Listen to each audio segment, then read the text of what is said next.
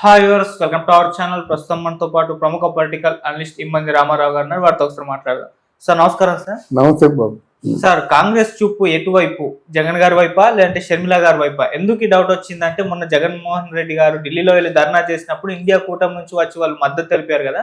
అప్పటి నుంచి కూడా జగన్మోహన్ రెడ్డి గారు ఇండియా కూటమిలో చేరబోతున్నారు అని చెప్పేసి అయితే వార్తలు అయితే రావడం చూసాము. అయితే ఇప్పుడు ఒకవేళ ఇండియా కూటమిలోకి చేరి కాంగ్రెస్ పార్టీకి మద్దతు తెలిపితే మరి షర్మిల గారి పరిస్థితి ఏంటి అని చెప్పేసి, ఎందుకంటే షర్మిల గారు ఇక్కడ అధికారంలో చంద్రబాబు నాయుడు గారు ఉన్నప్పటికీ జగన్మోహన్ రెడ్డి గారిని ఎక్కువగా టార్గెట్ చేయడం, జగన్మోహన్ రెడ్డి గారి పైన ఎక్కువ విమర్శలు చేయడం చూస్తున్నాం. మరి ఇప్పుడు కాంగ్రెస్ ఇంట్రెస్ట్ ఎవరిపైన చూపుతుంది, షర్మిల గారి వైపా లేదా జగన్మోహన్ రెడ్డి గారి వైపా? సార్ మీరేం చెప్తారు సార్? ఇక్కడ ఒక చేప కింద నీరులాగా కొన్ని ప్రయత్నాలు జరుగుతున్నాయి. ఆ ప్రయత్నాలు ఏమిటంటే గతంలో ఉన్న కాంగ్రెస్ పార్టీలో యంగ్ బ్యాచ్ ఉంటుంది కదా, పేరు మోసిన వాళ్ళు ప్లస్ యంగ్ బ్యాచ్ని వాళ్ళని పార్టీలోకి ఆహ్వానిస్తున్నారు. ఆహ్వానించి మిగతా ఎలక్షన్లో నిలబడమని క్యాన్వసింగ్ చేయమని అనుకుంటున్నారు. ఇక్కడ వైఎస్ఆర్ జగన్మోహన్ రెడ్డి కానీ కాంగ్రెస్ పార్టీలోకి వస్తే వైఎస్ఆర్ పార్టీలో ఉన్న వాళ్ళందరూ కూడా కాంగ్రెస్ పార్టీలోకి వస్తారు. ఉన్న వాళ్ళందరూ అంటే ఏంటి, 11 మంది అనుకుంటున్న వాళ్ళు ఎంతమంది ఉంటారో తెలీదు. కానీ వైఎస్ఆర్ కాంగ్రెస్ పార్టీలో మీకు ముందు ఫ్యూచర్ లేదని తెలిసి కాంగ్రెస్ పార్టీ ప్రధాన ప్రతిపక్షం అవుతుంది. ఇక్కడ అప్పుడు ఎవరెవరికి గొడవ అవుతుంది, తెలుగుదేశానికి కాంగ్రెస్ పార్టీకి, ఇక్కడ జనసేనకి. జనసేనలో కూటమి కలుస్తుంది, మరి జనసేనలో బీజేపీ కలుస్తుంది. అంటే బీజేపీ, తెలుగుదేశం, కాంగ్రెస్. అర్థమైందా? మరి బీజేపీ ఉంది కనుక మన పవన్ కళ్యాణ్ గెలిచే అవకాశాలు ఉంటాయి. ఇది నా అంచనా. రాబోయే రోజుల్లో 5 ఇయర్స్లో చెప్తున్నాను. ఇక్కడ కాంగ్రెస్ పార్టీని బలపరచాలంటే నేనున్నాను, నాకు ఇన్ఫ్రాస్ట్రక్చర్ ఉంది.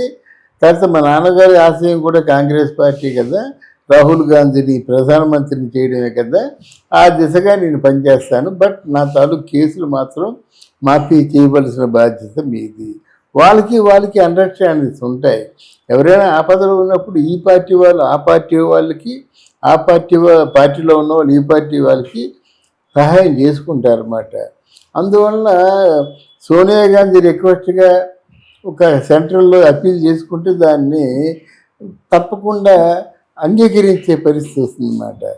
ఇక్కడ జగన్మోహన్ రెడ్డి తాలూకు కేసులు కానీ అంగీకరించినట్టయితే పార్టీని నిలబెడతా, నేను రాహుల్ గాంధీని ప్రధానమంత్రిని చేస్తా అని మొత్తానికి మంత్రాలు జరుగుతున్నాయి. ఈ షర్మిల ఏం చేసిందంటే, షర్మిల రాజకీయాల్లో చేసిన తప్పు ఏంటంటే, when you're coming for the public based ఇష్యూసే మాట్లాడాలి. మీ వదిన ఏమిటి, మీ అమ్మ ఏంటి, మీ నాన్న ఏమిటి, ఏమీ అవసరం లేదు. ఒకసారి రాజశేఖర్ బిడ్డ అన్నావు అంతే సార్. మీ అన్నయ్య నిన్ను కొట్టాడా, నువ్వు మీ అన్నయ్యని కొట్టావా, లేదా ఏదైనా ఆస్తిపాస్తులు గొడవ ఉంటే బయటికి ఎందుకండి? రాజకీయాలు అలా చెప్పుకోకూడదు, సొంత విషయాలు. ఇప్పుడు సొంత విషయాలు నీకు ప్రజల బేస్డ్. ఇక తర్వాత ఏమో కాంగ్రెస్ పార్టీ నిన్ను రాష్ట్రం అంతా చూసుకోమంటే నువ్వు పులివెందులకే పరిమితం అయిపోయేంటి? అందరూ చూస్తున్నారు. చూస్తున్నట్టు కేవలం పులివెందుల్లో జగన్మోహన్ రెడ్డి ఓడించడం ఒకటే ప్రధానం అనుకుంటున్నావు. నువ్వు నాయకుల లక్షణాలు నీకు లేవు. అర్థమైందా?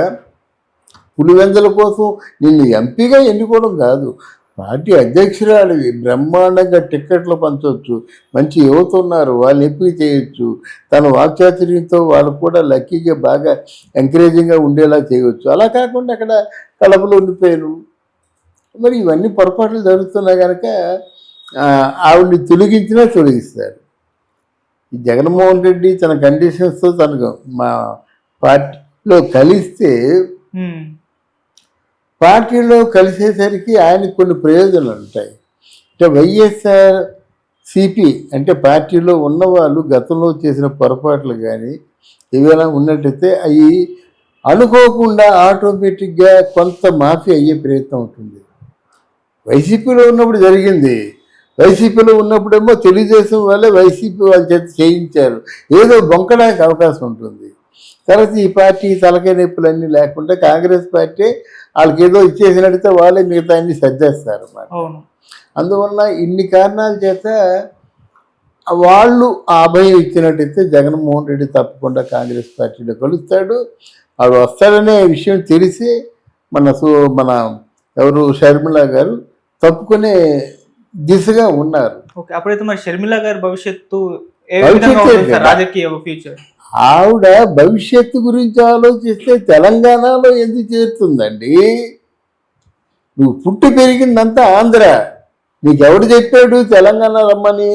నలుగురు చేత 4 ముట్టికాయలు వేయించుకోకపోతే కానీ తెలంగాణ నా నెట్టి నీళ్ళు అంటావు. అమ్మ ఎప్పుడు పుట్టావు నువ్వు? తెలంగాణకి నువ్వేం చేసావు? ఉద్యమాల్లో పాల్గొన్నావా? ఎన్నిసార్లు జైలుకి వెళ్ళావు అని అడిగారు కదా.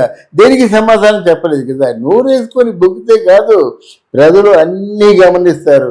తెలంగాణలో ఉండలేక దగ్గర వెళ్ళిపోయిన తర్వాత నువ్వు కాదు, ఆంధ్ర రాష్ట్రంలో 1-2 సీట్లైనా గెలిపించుకుంటే నీ స్టాండ్ ఏదో తెలిసి ఉండేది. తిట్లు నేను అంత కాదు, వాడిని బాగా ఖండించాను, ఆయన మీద బాగానే దాడితే మాటలు ఎవరికి కావాలండి? చాలా బాగా కష్టపడ్డాను నేను, ఓడిపోయానంటే ఎలాగవుద్ది? నువ్వు గెలిచినట్టయితే కష్టపడిపోయినా సరే అబ్బో అహో రాత్రుల్లో కష్టపడింది గెలిచింది అనుకుంటావు. ఓడిపోయాయి కదా నువ్వు. అందువల్ల ఇటువంటి రాజకీయ వ్యూహాలు రచించడం చేతగాని వాళ్ళు సాధ్యంగా రాజకీయాల్లోకి రాకూడదండి. ప్రజల్ని మోసం చేయకూడదు. ప్రజల తాలూకు డబ్బు, ప్రజల తాలూకు సమయం 2 వృధా అయిపోతాయి కదా. ఇప్పుడు అదే కదా జరిగింది జగన్మోహన్ రెడ్డి గారి విషయంలో. పరిపాలన చేత కాదు, పరిపాలన చేత కాకుండా అది చంద్రబాబు నాయుడు వచ్చాడు, అక్కడ వెళ్ళాడు పరిశ్రమ, ఇక్కడ వెళ్ళాడు ఇంటర్నేషనల్ ఎయిర్పోర్ట్ అన్నాడు, అక్కడికి వెళ్ళాడు, కుప్పం ఎయిర్పోర్ట్ అన్నాడు, ఎక్కడికి వెళ్ళాడు, శ్రీకాకుళం ఎయిర్పోర్ట్ అన్నాడు, మచిలీపట్నం వెళ్ళాడు, ఆయిల్ రిఫైనరీ అన్నాడు. ఎక్కడికి వెళ్తే అక్కడే పరిశ్రమలు పెట్టేస్తున్నాడు అన్నమాట.